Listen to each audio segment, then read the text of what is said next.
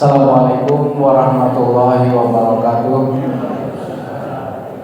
Alhamdulillahirabbil alamin, nahmaduhu wa nasta'inuhu wa nastaghfiruh wa na'udzu billahi min syururi anfusina wa min sayyiati a'malina. May yahdihillahu fala mudhillalah wa may yudlil fala hadiyalah. Asyhadu an la ilaha illallah wahdahu la syarikalah wa asyhadu anna Muhammadan abduhu wa rasuluh la nabiyya ba'dah. Allahumma salli wa sallim ala nabiyina Muhammad wa ala alihi wa ashabihi ajma'in, amma ba'du. Qala Allah ta'ala a'udzu billahi minasyaitonir rajim. Ya ayyuhan nasu taqu rabbakum alladzi khalaqakum min nafsin wahidah wa khalaqa minha zawjaha wa batha minhuma rijalan katsiran wa nisaa'a wattaqullaha alladzi tasaaluna bihi wal arham innallaha kana 'alaikum raqiba, amma ba'du. Bapak-bapak, ibu-ibu, hadirin wal hadirat, jamaah salat maghrib Masjid Al-Muslimun rahimani wa rahimakumullah. Puji dan syukur marilah bersama-sama kembali kita panjatkan kehadiran Allah Subhanahu wa taala atas limpahan segala nikmat dan karunia-Nya, hidayah serta petunjuknya jualah, sehingga pada kesempatan di malam hari ini kita sudah memasuki bulan Muharram di tanggal 8 1444 Hijriah. Salawat dan salam semoga senantiasa tercurah kepada Nabi kita Muhammad sallallahu alaihi wasallam beserta keluarga, para sahabat, tabi'in serta pengikut beliau yang senantiasa istiqamah menjalankan sunnah-sunnah makbulahnya hingga akhir zaman. Berhubung sebentar lagi kita akan masuk tanggal 10 Muharram, di mana pada hari itu ada salah satu puasa sunnah yang dianjurkan oleh Rasul sallallahu alaihi wasallam. Maka pada kesempatan di malam hari ini kajian kita membahas tentang hal itu, tapi nanti lebih jauh lagi adalah terkait dengan bagaimanakah sejarahnya. Benarkah yang namanya puasa Asyura itu adalah puasa ikut-ikutan dari kebiasaan orang-orang Yahudi dan juga Nasrani? Sebab kalau kita hanya membaca hadis yang diriwayatkan oleh Ibnu Abbas, memang ketika itu Nabi Shallallahu Alaihi Wasallam datang ke Madinah, yang pada saat itu orang-orang Yahudi di Madinah dan juga orang-orang Nasrani, mereka memperingati hari kemenangan dari Musa, Nabi Musa dan juga Bani Israel, kemenangan atas Fir'aun.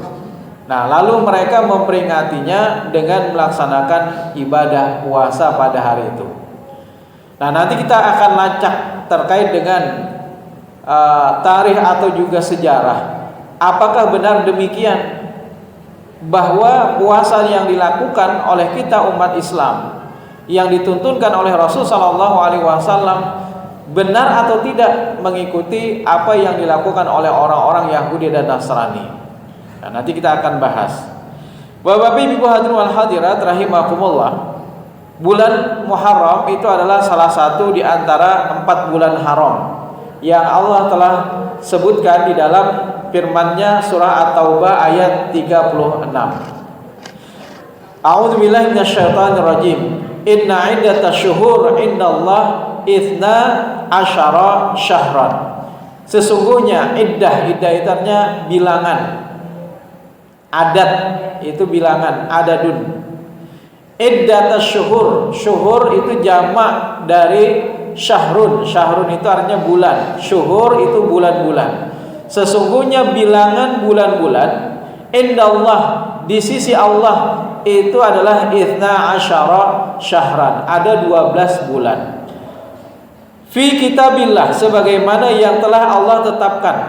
Yauma khalaqas samawati wal ard, yang pada hari itu Allah menciptakan langit dan juga bumi.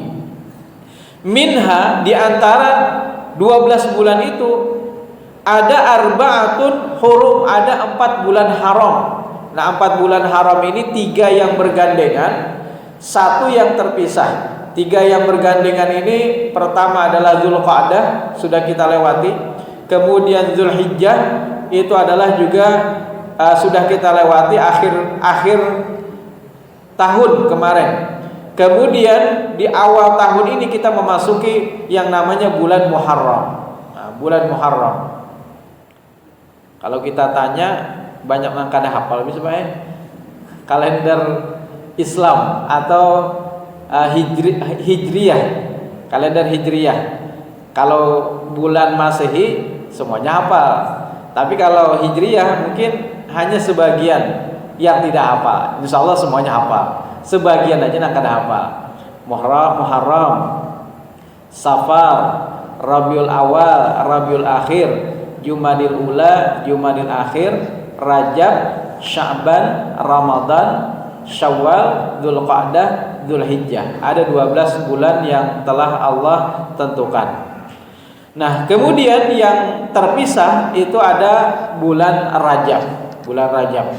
Nah, 4 bulan haram inilah yang ketika bulan haram itu datang, termasuk juga di zaman jahiliyah, Pak, maka semuanya sangat menghormati akan adanya bulan haram ini. Jadi mereka tidak mau melakukan peperangan, kemudian tidak mau melakukan kezoliman dan segala macam perbuatan-perbuatan dosa lainnya. Karena apa? Dilipat gandakan dosanya. Kalau seseorang melakukan tindakan zalim pada bulan haram ini, maka dilipat gandakan sanksinya atau juga dosanya. Nah, Bapak-bapak, Ibu hadirin wal hadirat rahimakumullah, salah satu di antara bulan haram, dan bulan ini adalah termasuk bulannya Allah. Jadi bulan haram ini adalah bulannya Allah, yaitu adalah bulan Muharram. Jadi bulan Muharram itu adalah salah satu bulannya Allah. Kalau bulan lain itu tidak disebut sebagai bulan Allah, ternyata bulan yang disebut sebagai bulan Allah itu adalah Muharram, Pak. Ini disebutkan dalam hadis yang diriwayatkan oleh Abu Hurairah. Rasul sallallahu alaihi wasallam pernah bersabda, "Abdalus siyam ba'dal Ramadan atau ba'dal fariidah itu adalah syahrullah." Seabdal-abdal puasa atau seutama-utama puasa setelah puasa Ramadan atau puasa wajib itu adalah puasa di bulannya Allah. Puasa di bulannya Allah itu apa? Yaitu adalah Muharram. Jadi seabdal-abdal puasa itu adalah puasa di bulan Allah, yang itu adalah bulan Muharram. Wa afdalus shalah ba'dal faridah salatul lail, dan seutama-utama salat setelah salat fardu atau salat 5 waktu itu adalah salat malam. Nah, jadi salat malam itu bisa juga disebut dengan tahajud, bisa juga disebut dengan qiyamul Ramadan. Secara umum salat yang dikerjakan pada malam hari itu adalah disebut dengan salat malam, dari semenjak setelah salat Isya sampai sebelum datangnya waktu fajar atau waktu salat subuh. Maka dianjurkan bagi kita untuk melaksanakan yang namanya salat malam. Kalau di dalam bulan Ramadan, nah bulan Ramadan disebut dengan qiyamul Ramadan, salat malam itu. Kalau diawali dengan tidur terlebih dahulu, maka disebutlah dengan salat tahajud.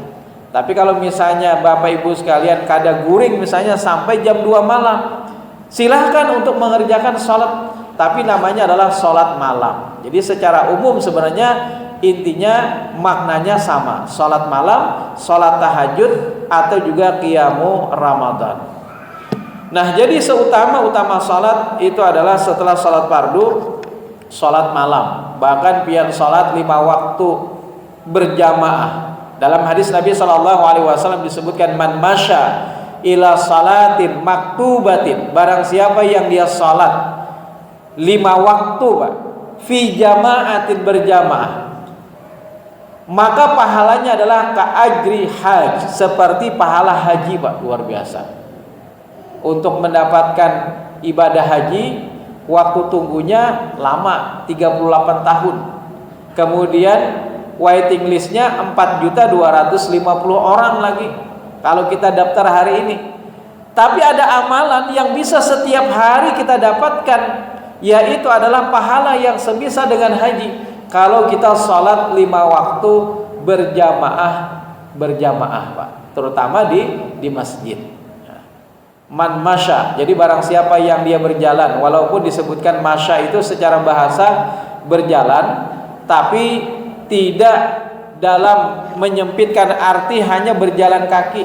Apalagi pian yang mungkin rumahnya ada yang jauh, berjalannya itu tidak hanya berjalan batis pak, tapi berjalannya dengan alat kaki buatan Jepang, yaitu roda yang berputar menuju salah satu daripada fi baitin min buyutillah, salah satu daripada rumah-rumah Allah, maka itu termasuk juga masya pak. Jadi walaupun secara bahasa masya itu adalah berjalan kaki, jangan kita artikan sempit bahwa yang berjalan kaki saja yang dapat pahala. Tetapi bagi mereka yang menggunakan kendaraan, itu juga sebenarnya pada hakikatnya adalah masya juga. Menuju salat berjamaah, maka pahalanya adalah semisal dengan haji. Termasuk pian yang hadir di kajian majelis ilmu. Maka dalam hadis Nabi SAW, seseorang yang berangkat untuk menuntut ilmu, berangkat menuju masjid untuk menuntut ilmu, ayat ta'allam au yu'allimahu, tujuannya adalah dia belajar tentang ilmu atau dia mengajarkan tentang ilmu, khairan, tentang kebaikan, maka pahalanya juga adalah semisal dengan haji pak. Jadi kita sholat 5 waktu mendapatkan pahala yang semisal dengan haji, walaupun memang tidak bisa mengalahkan ibadah haji yang sesungguhnya, karena ibadah haji yang sesungguhnya kita bisa melaksanakan lebih daripada itu. Misalnya sholat di Masjidil Haram itu 100.000 kali dibandingkan sholat di masjid yang lain. Sholat di Masjid Nabawi 1000 kali dibandingkan masjid yang lain. Memang tidak bisa mengalahkan. Tetapi ada amalan-amalan yang pahalanya tadi adalah semisal dengan haji. Termasuk juga adalah salah satu puasa sunnah yang dianjurkan oleh Rasul Sallallahu Alaihi Wasallam, yang disebut dengan puasa Asyura. Puasa Asyura asal kata daripada asyarah, yang artinya adalah 10. Puasa yang dilaksanakan pada tanggal 10 Muharram. Dalam sebuah hadis yang diriwayatkan oleh Abu Qatadah Al-Ansari, ketika Nabi Sallallahu Alaihi Wasallam ditanya, wa su'ila an saumi yaumi Arafah, Nabi pernah ditanya oleh para sahabat tentang apa keutamaan daripada puasa Arafah, maka Nabi menjawab, yukafirus sanah allati al-madiyah wal mustaqbilah, yaitu adalah dapat menghapuskan dosa 1 tahun sebelumnya al-madiyah wal baqiyah, dan 1 tahun setelahnya pak. 2 tahun kalau kita melaksanakan puasa sunnah kemarin di bulan Dzulhijjah yang disebut dengan puasa Arafah di tanggal 9 Dzulhijjah. Nah sekarang momen daripada puasa sunnah alhamdulillah kembali menghampiri kita, yaitu adalah puasa Asyura. Dalam lanjutan hadis ini Nabi juga ditanya, wasu'ila an saumi yaumi Asyura, Nabi pernah ditanya tentang keutamaan daripada puasa Asyura. Faqala, kemudian Nabi pun menjawab, yukafirus sanah al-madiyah, akan dapat menghapuskan dosa 1 tahun yang lalu pak. Wah, berarti 1 tahun luar biasa. Nah menurut Imam An-Nawawi, yang dimaksudkan pengampunan dosa itu dosa yang mana pak? Maka menurut Imam An-Nawawi ini adalah dosa-dosa kecil.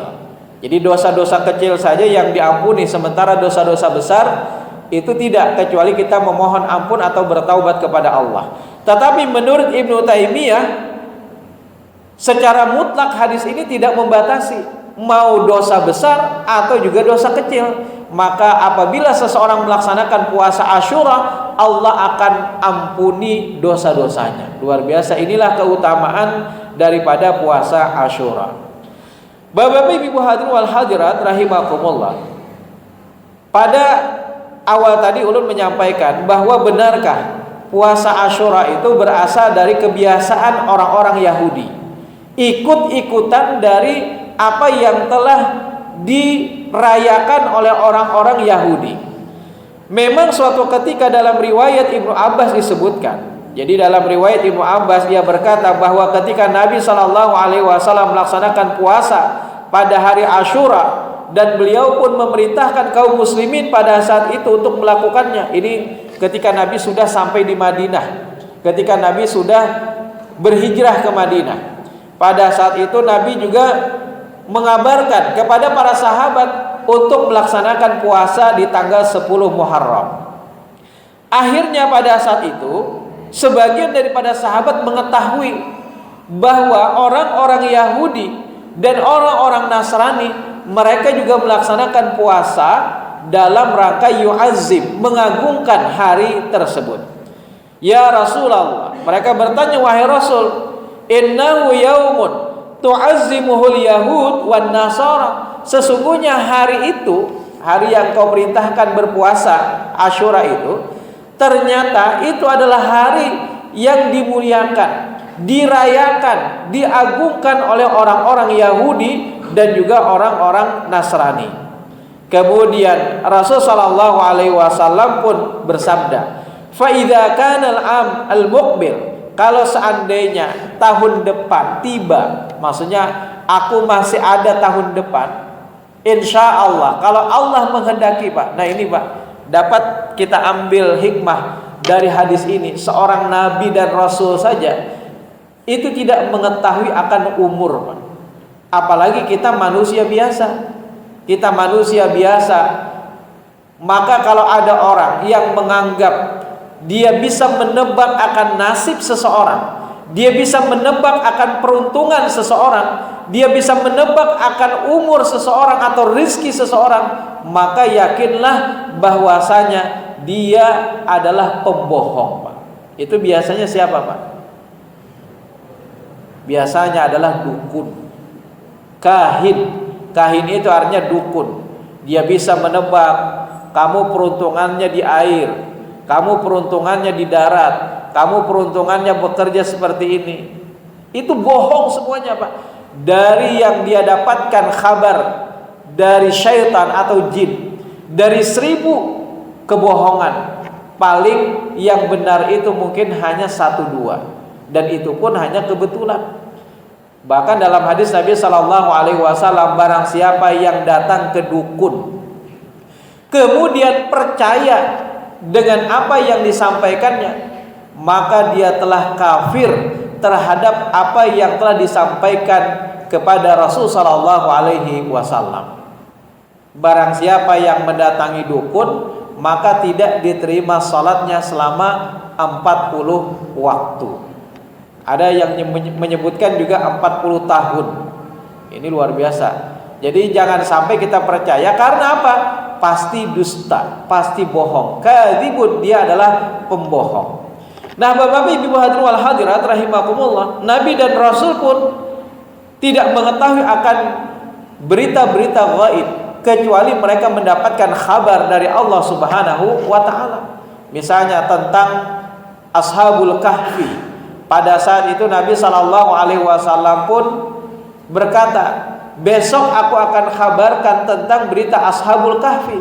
Lalu Nabi Shallallahu Alaihi Wasallam ditegur oleh Allah karena Nabi tanpa mengucapkan insya Allah. Ternyata ditunggu-tunggu, besok belum datang wahyu dari Allah. Besoknya belum ada juga wahyu yang menceritakan tentang Ashabul Kahfi Pak. Nah, Ashabul Kahfi ini kan cerita tentang pemuda yang terkurung di dalam gua. Bahkan diabadikan dalam surah Al-Kahfi.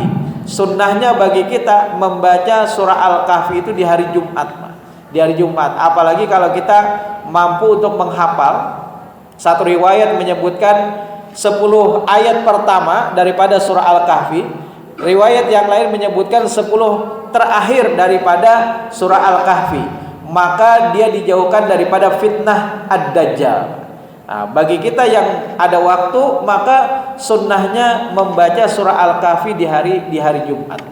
Nah, Bapak Ibu hadirin wal hadirat rahimakumullah, tidak kunjung wahyu datang. Kemudian setelah itu barulah Allah menegur Nabi Shallallahu Alaihi Wasallam yang mengabarkan, ketika engkau berjanji, maka fala taqulanna inni fa'ilun dzalika ghadan. Jangan berkata sesungguhnya aku akan melakukan besok hari. Tetapi katakanlah insya Allah, jikalau Allah menghendaki. Cuma di wadah kita ini insya Allahnya itu sudah kada dipercaya lagi Pak. Kita kadang-kadang bujur atau mereka mungkin ada orang yang main-main. Akhirnya ada yang berseloroh, insya Allahnya Arab kah, Indonesia kayaknya. Seolah-olah ada beda antara insya Allah Arab dengan insya Allah Indonesia. Padahal insya Allah itu adalah jikalau Allah menghendaki. Itu adalah kalimat yang agung, kalimat yang itu adalah datangnya dari Allah. Ketika seseorang berjanji, maka hendaknya dia insya Allah. Karena apa? Karena yang namanya kita berjanji bisa jadi tidak tepat, Pak. Jadi jangan menutupi ketidakinginan kita untuk memenuhi hajat atau undangan seseorang, lalu ditutup-tutupi dengan insya Allah. Karena nyaman ya. Kalau bepadah terus terang, lalu ditutupi dengan insya Allah. Padahal dalam hati sudah ada niatan hendak ingkar terhadap ajakan tersebut atau undangan itu. Jadi hanya sekedar untuk menutupi rasa sungkan atau juga rasa malu, atau mungkin juga dia sebenarnya tidak ada niatan untuk memenuhi undangan tersebut, lalu dikatakannya insya Allah. Yang namanya insya Allah itu adalah jikalau Allah menghendaki dan kita betul-betul ingin memenuhi hajat atau undangan orang itu, ajakan orang itu dengan kalimat insya Allah. Kadang-kadang mungkin ada halangan yang memang betul-betul menghalangi kita, lalu kita tidak bisa hadir dalam undangan orang tersebut. Jadi bukan untuk menutupi kebohongan kita, tetapi kita betul-betul ingin hadir, tetapi Allah lah yang menentukan di kemudian hari. Jikalau memang tidak ada halangan kita hadir, tetapi jikalau ada halangan, maka dengan kalimat insya Allah itu akan dapat menutupi atau menghapuskan dosa-dosa dari apa yang kita perjanjikan, Pak. Nah, dan dalam berjanji pasti, Pak, pasti kadang-kadang kita juga beda. Misalnya berjanji jam 8, kita janji kadang-kadang lewat dari jam 8, Pak. Walaupun janji kita itu jam 8, lewat 1 menit saja itu sudah tidak tepat, Pak, namanya. Maka itu untuk bisa menutupi kekurangan, untuk bisa menghapuskan dosa dari apa yang kita janjikan, kita berjanji tadi jam 8, tapi ternyata lewat 1 menit, lewat 1 detik, maka dengan kalimat insya Allah itu akan dapat menghapuskan dosa kita dari apa yang kita janjikan. Jadi bukan dalam artian jam 8 kita datang kadang perlu insya Allah. Kadang-kadang memang lewat 1 menit itu perlu insya Allah juga. Atau kita janji misalnya bertamuan di muka Masjid Al-Muslimun, tetapi justru pertemuan yang kita janjikan sebelumnya kita ketemunya di dalam masjid. Ini sudah beda juga. Yang pada awalnya kita tadi janjinya di depan, tetapi ternyata ketemunya di dalam. Ini sudah berbeda dengan apa yang kita janjikan. Nah, oleh karena itulah untuk bisa menutupi atau juga menghapuskan dosa dari apa yang kita janjikan, maka insya Allah itu adalah sesuatu yang memang wajib untuk kita ucapkan ketika kita berjanji. Maka itu Rasul Shallallahu Alaihi Wasallam mengatakan insya Allah, jikalau Allah menghendaki, sumnal yaumat tasi', kami juga akan berpuasa untuk menyelisihi orang-orang Yahudi, yaitu adalah puasa di tanggal 9, Pak. Jadi anjurannya tanggal 9 juga kita melaksanakan, tanggal 10 juga dilaksanakan. Tapi kalaupun misalnya pian kada sanggup untuk melaksanakan tanggal 9-nya, karena mungkin pada hari besok kan tanggal 9, Pak. Maksudnya itu hari Ahad bertepatan tanggal 9. Mungkin ada acara pengantenan kah atau apa, maka pada saat itu tidak melaksanakan di tanggal 9-nya tidak mengapa. Insya Allah pahala daripada janji Rasul Shallallahu Alaihi Wasallam itu tetap kita dapatkan kalau kita berpuasanya di tanggal 10-nya saja. Tapi tadi walaupun Nabi belum sempat untuk melaksanakan puasa itu, kata yang meriwayatkan Ibnu Abbas, falam ya'til am al-muqbil hatta tuwfiya Rasulullah sallallahu alaihi wasallam, belum sampai lagi tahun depan tiba, ternyata Nabi sallallahu alaihi wasallam sudah wafat. Jadi Nabi wafat pada tanggal 12 Rabiul Awal tahun ke-11 Hijriah, belum lagi masuk di tahun berikutnya atau Muharram berikutnya Nabi tidak sempat untuk melaksanakan ibadah puasa di tanggal 9-nya, maka tetap ini menurut ulama, para ulama, ini menjadi sunnah yang juga bisa kita amalkan. Jadi kalau misalnya pian hendak melaksanakan puasa Asyura di tanggal 9 dan 10 silahkan. Kalaupun misalnya hendak melaksanakan tanggal 10-nya saja, itu juga silahkan, tidak mengapa-apa. Jadi kalau kita ingin menyelisihi sebagaimana sunnah Nabi tadi, aku ingin tahun depan jikalau aku masih hidup, aku akan berpuasa juga untuk menyelisih orang-orang Yahudi dan Nasrani, yaitu dengan melaksanakan puasa di tanggal 9-nya. Nah, Bapak Ibu hadirin wal hadirat rahimakumullah, benarkah tadi bahwa yang namanya puasa di tanggal 10 atau puasa Asyura itu adalah ikut-ikutan dari hari kebesaran atau hari raya orang-orang Yahudi? Kalau kita hanya memperhatikan hadis yang diriwayatkan oleh Ibnu Abbas terakhir tadi, maka seolah-olah memang hari itu adalah hari yang bertepatan dengan hari raya orang-orang Yahudi, Pak. Jadi hari itu adalah hari yang diagungkan oleh orang-orang Yahudi, karena di tanggal 10 Muharram itu orang-orang Yahudi menyebut tanggal itu sebagai hari suci Yom Kippur, sebagai ungkapan rasa syukur mereka umat Yahudi. Pada saat itu mereka merayakan kemenangan Nabi Musa dan juga Bani Israel atas Fir'aun dan bala tentaranya. Nah, hari itulah yang mereka peringati. Lalu orang-orang Yahudi melaksanakan puasa pada hari itu. Tetapi benarkah puasa yang dilakukan atau disyariatkan oleh Nabi kepada kita umatnya itu adalah ikut-ikutan dari kebiasaan Yahudi? Jadi kalau kita hanya membaca hadis yang diriwayatkan oleh Ibnu Abbas, memang seolah-olah iya. Tapi ternyata kalau kita teliti lebih jauh tentang riwayat-riwayat yang lain, adakah riwayat-riwayat yang menyebutkan tentang puasa Asyura? Ternyata ada, Pak. Misalnya adalah dalam riwayat Aisyah. Dalam riwayat Aisyah disebutkan, mencarikan riwayat Aisyah. Dari riwayat Aisyah radhiyallahu anha, sesungguhnya orang-orang Yahudi, orang-orang Quraisy dulu pada masa jahiliyah mereka berpuasa pada hari Asyura.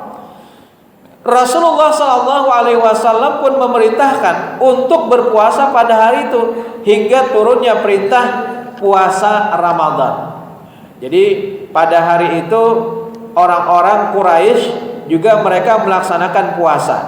Ternyata orang-orang Quraisy itu, Pak, mereka kenapa melaksanakan puasa? Memang mereka mengambil syariat dari agama-agama sebelumnya yang dibawa oleh para nabi-nabi sebelumnya. Jadi syariat yang dibawa oleh Nabi Ibrahim mereka ambil, tapi mereka rubah, Pak, puasa syariatnya. Misalnya ibadah haji. Apakah orang-orang jahiliyah, orang-orang Quraisy melaksanakan ibadah haji? Mereka melaksanakan, Pak. Tetapi syariatnya berbeda. Mereka melaksanakan tawaf dengan bertelanjang, Pak. Maka itu disebut sebagai jahiliyah. Orang-orang jahiliyah karena mereka adalah orang-orang yang bodoh, yang telah merubah syariat yang dibawa oleh nabi-nabi sebelumnya. Jadi di antara syariat nabi-nabi sebelumnya, mereka lestarikan, mereka ambil, mereka laksanakan, tetapi mereka rubah. Termasuk yaitu adalah puasa Asyura. Ternyata mereka melaksanakan juga. Nah, pada saat Aisyah meriwayatkan hadis ini, pada saat itu Nabi SAW belum berhijrah ke Madinah, Pak. Pada saat itu Nabi masih menetap di Mekah. Jadi masih menetap di Mekah dan belum bertemu dengan orang-orang Yahudi di Madinah. Ibnu Hajar Al-Asqalani dalam kitab beliau Fathul Bari menjelaskan bahwa ketika di Mekah Nabi SAW memang melaksanakan puasa Asyura bersama dengan orang-orang suku Quraisy. Tetapi syariat yang dibawa oleh Nabi SAW itu sama sekali berbeda dengan apa yang dilaksanakan oleh orang-orang Quraisy. Jadi tidak benar anggapan bahwasanya apa yang disyariatkan, dituntunkan Nabi untuk melaksanakan puasa sunnah Asyura itu mengikuti kebiasaan orang-orang Yahudi, tidak benar. Karena apa? Ternyata Nabi sudah melaksanakan ibadah puasa Asyura jauh sebelum beliau berhijrah ke Madinah, jauh sebelum beliau bertemu dengan orang-orang Yahudi. Jadi sebelumnya Nabi SAW sudah menjelaskan, Aisyah sudah menjelaskan bahwa Nabi telah membiasakan diri beliau dan juga memerintahkan para sahabat untuk melaksanakan puasa Asyura. Dan puasa Asyura itu dilaksanakan sebelum datangnya perintah puasa Ramadan. Ramadan kan, puasa Ramadan itu datangnya setelah Nabi berhijrah, pada tahun kedua Hijriah setelah Nabi berhijrah. Sementara puasa Asyura ini dilaksanakan Nabi sebelum Nabi berhijrah, atau pada saat itu Nabi masih berada di Madinah. Kemudian juga ada riwayat dari Aisyah, an Aisyah radhiyallahu anha qalat kanu yasumuna Asyura. Kata Aisyah, orang-orang melaksanakan puasa pada tanggal ke-10 Muharram, qabla ayyufrada Ramadan, sebelum Allah memerintahkan puasa Ramadan. Wa kana yauman tustaru fihil Ka'bah, pada hari itu juga Ka'bah itu dipasangi kain. Nah, berarti Nabi pada saat itu masih berada di Mekah, Pak. Jadi kata Aisyah, pada hari Asyura itu atau pada tanggal 10 Muharram itu Ka'bah yang pada asalnya tidak ditutupi kain atau kiswah, pada hari itu kata Aisyah ditutupi di zaman Nabi sallallahu alaihi wasallam. Tustaru fihil Ka'bah. Falamma faradallahu Ramadan, ketika Allah sudah mendatangkan wahyu tentang puasa Ramadan, wajibnya puasa Ramadan, qala Rasulullah sallallahu alaihi wasallam, lalu Rasul sallallahu alaihi wasallam pun bersabda, man syaa ayyasumahu falyasumhu, barang siapa yang ingin meneruskan puasa Asyura maka silahkan. Wa man syaa ayyutrakahu falyatrukhu, maka barang siapa juga yang ingin meninggalkan puasa Asyura setelah datangnya puasa Ramadan, maka itu juga silahkan. Dalam artian, kalau hendak melaksanakan puasa Asyura setelah datang perintah wahyu tentang puasa Ramadan, silahkan untuk tetap dikerjakan. Jadi bukan setelah datangnya wahyu dari Allah tentang puasa Ramadan, ya ayyuhalladzina amanu kutiba alaikumusiyam kama kutiba alal ladzina min qablikum la'allakum tattaqun. Wahai orang-orang yang beriman, telah diwajibkan atas kalian berpuasa sebagaimana telah diwajibkan atas orang-orang sebelum kalian. La'allakum tattaqun, semoga kalian menjadi orang-orang yang bertakwa. Pada saat perintah itu datang kepada Rasul sallallahu alaihi wasallam, maka Rasul pun bersabda, barang siapa yang tetap ingin melaksanakan puasa Asyura maka silahkan. Barang siapa yang ingin meninggalkannya maka juga silahkan. Karena apa? Karena sudah datang perintah wajib berpuasa Ramadan. Tetapi tidak dihapuskan puasa sunnah Asyura itu bagi kita umat Nabi Muhammad sallallahu alaihi wasallam. Jadi tentang sunnahnya puasa Asyura itu tetap bertahan sampai hari ini, Pak. Tidak dinasah atau tidak dihapuskan dengan datangnya puasa Ramadan.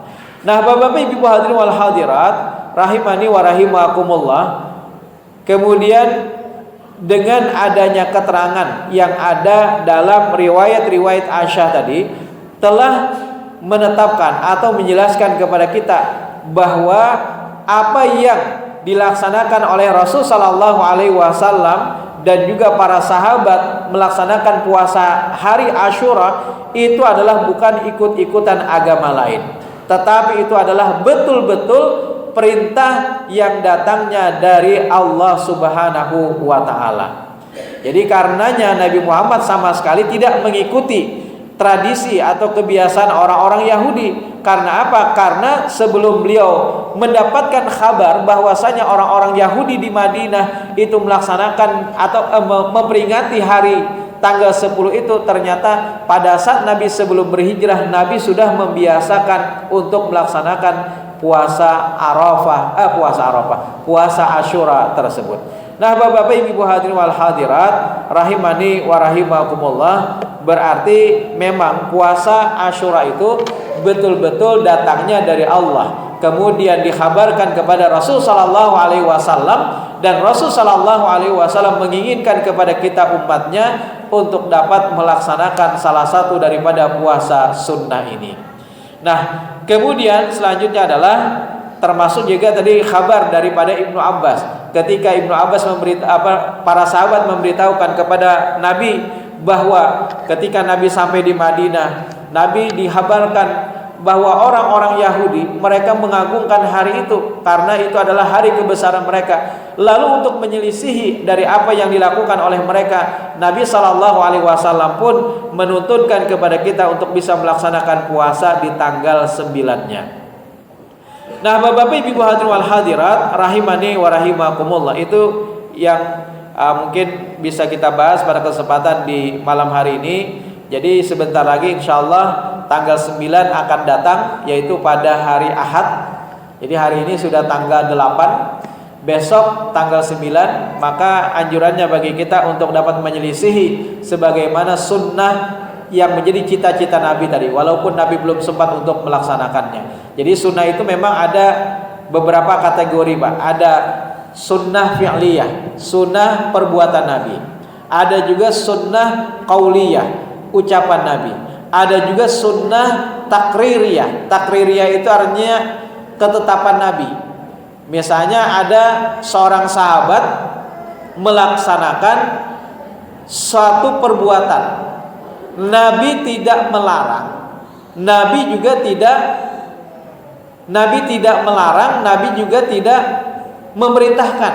Dalam artian Nabi diam.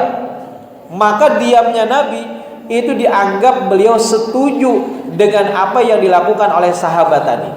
Nah, tetapi sepengetahuan Nabi, bukan dalam artian kita membuat-buat satu ibadah ini kan baik aja. Misalnya bukan seperti itu, Pak. Ini di zaman Nabi terjadinya. Ketika itu Nabi melihat.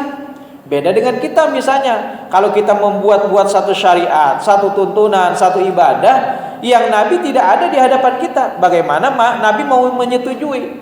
Jadi yang namanya sunnah takririyah itu pada saat itu Nabi mengetahui orang ini melakukan satu perbuatan, Nabi tidak melarang, Nabi juga tidak mengatakan pada saat itu, dalam artian Nabi diam. Diamnya Nabi dianggap bahwasanya Nabi menyetujui akan perbuatan tersebut. Berarti itu adalah sebagai sebuah kebolehan.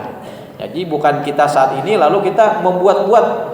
Nabi sudah tidak ada lagi, bagaimana Nabi mau menyetujui? Ketika itu para sahabat melakukannya di hadapan Nabi SAW. Nah, termasuk juga sunnah hamiyah ini, walaupun ini secara umum bagian daripada sunnah, cuma mungkin kategorinya saja disebut sebagian ulama sebagai sunnah hamiyah, sunnah yang menjadi cita-cita Nabi walaupun Nabi belum sempat untuk melaksanakan perbuatan tersebut. Tetapi tentunya anjurannya adalah sekalipun Nabi belum sempat untuk melaksanakan puasa itu, maka kita yang alhamdulillah bisa hadir di bulan Muharram ini, bisa hadir di tanggal 9, maka juga dianjurkan untuk bisa menyelisih daripada kebiasaan orang-orang Yahudi yang mereka hanya melaksanakan puasa di tanggal 10-nya. Jadi sekali lagi, kalaupun misalnya hendak tanggal 10-nya saja, silahkan, insya Allah pahala yukafirus sana al-madiyah akan dapat menghapuskan dosa 1 tahun yang lalu, itu tetap kita dapatkan. Tapi kalau misalnya kita mampu melaksanakan tanggal 9-nya, lebih baik lagi kalau kedua-duanya kita laksanakan. Nah, kemudian terakhir, yang namanya puasa Asyura itu bukan hanya bubur Asyuranya aja. Ini nang rami kadang-kadang bubur Asyuranya, puasanya kada. Nah, mau makannya buka puasanya bubur kah? Kambing kah?